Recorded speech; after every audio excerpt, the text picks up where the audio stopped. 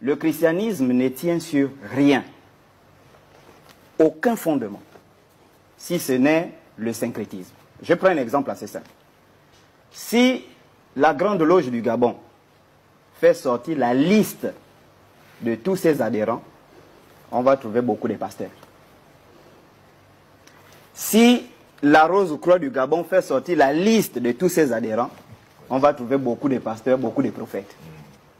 Si la Kabbale fait sortir la liste de tous ses adhérents en Israël, on va trouver beaucoup de pasteurs qui sont kabbalistes, qui partent prendre le sel, les eaux, tout ça, les présidents des fédérations des chrétiens, les présidents des grandes églises, tous, beaucoup sont dedans.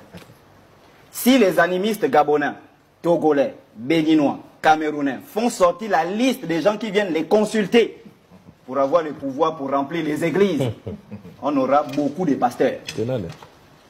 Ce qui montre que ce qu'on a aujourd'hui, christianisme, ça ne tient absolument sur rien.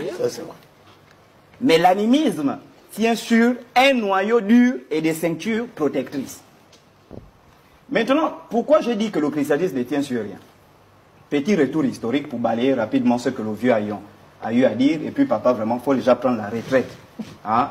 Bon, ça, c'est vraiment pour des raisons de santé, pour des raisons parce que la pression de tout ça, il faut déjà essayer de te reposer pour que Jésus ne te prenne pas peut-être sur le plateau. On va dire on a tué, on a envoyé un fusil nocturne. On a envoyé le fusil nocturne. Pour revenir, je fais un petit balayage historique pour balayer rapidement ce qu'il disait.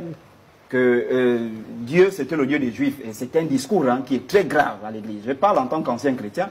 On nous dit, Dieu est venu chez les Juifs, c'est quand les Juifs Dieu s'est rendu compte qu'il a été rejeté par les Juifs. Il s'est tourné désormais vers les Africains. Bon, maintenant, pendant ce temps-là, ces Africains-là, hein, ils étaient où? Quand ces Africains-là mouraient, ils partaient où? Moi, je vous dis, et c'est un discours que je tiens toujours, le christianisme, quand l'Europe s'est christianisée au IIIe siècle, 395, lorsque l'Empire romain se disloque en deux, l'Empire byzantin et l'Empire romain d'Occident se divisent, la fin de l'Empire romain, 476, de 476 jusqu'en 1492, date à laquelle les Européens débarquent en Amérique, il y a pratiquement 1000 ans. Et ces 1000 ans-là sont caractérisés par la christianisation de l'Europe. Et cette christianisation de l'Europe a entraîné un déclin complet de l'Europe sur tous les plans. D'ailleurs, à l'école, on nous enseignait que c'était des âges sombres pour l'Europe. Le Moyen-Âge. Le Moyen-Âge. Sur le plan politique, c'était catastrophique. Sur le plan économique, catastrophique. Sur le plan social, spirituel, religieux, c'était catastrophique. Il n'y a que deux institutions qui s'enrichissaient. Il y avait l'Église et il y avait les rois. Et d'ailleurs, l'Église et les rois, et d'ailleurs, c'est même l'Église qui dirigeait parce que... Qui adoubait les rois? Qui adoubait les rois. On prend l'exemple, quand vous prenez par exemple Ferdinand II et Isabelle de Castille, on dit les rois catholiques. Mais qui avait décidé qu'il s'appelle roi catholique. C'est le pape qui a décidé que vous appelez roi catholique.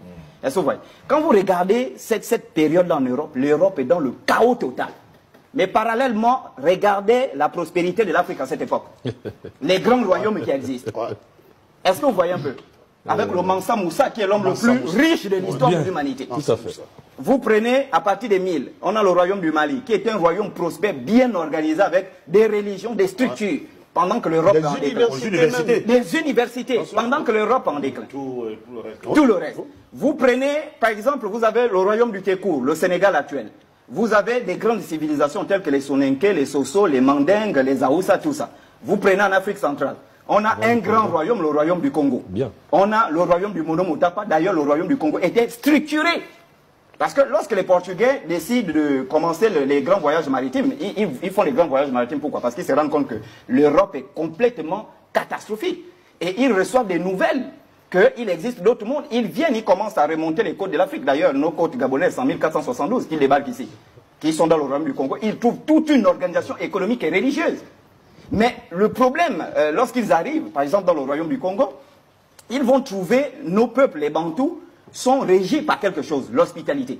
Et d'ailleurs, c'est profitant de cette hospitalité-là qu'ils vont nuire. Même jusqu'aujourd'hui. Jusqu'aujourd'hui. Et justement, c'est ça. Parce que c'est profitant de l'hospitalité qu'ils vont convertir le roi des Bantous qu'on appelait Nzinga Mbemba, hein, qui était roi de 1502, je pense en 1543. Ils vont le baptiser, lui et sa famille, convertir, voler tous les secrets de sa spiritualité. Parce que lorsqu'on parle aujourd'hui à l'école, dans les universités, de révolution industrielle au XVIIIe siècle en Europe, mais cette révolution industrielle ne vient pas de nulle part. Pour un continent qui a fait 1000 ans dans la décadence, on ne se lève pas du jour au lendemain. C'est parce qu'ils ont volé des technologies ici. Ce sont ces technologies importées là-bas qui ont servi de lumière à ces pays-là. Afin que l'Europe va commencer à se réformer. D'ailleurs, même à remettre en cause la religion qui était absolue à cette époque.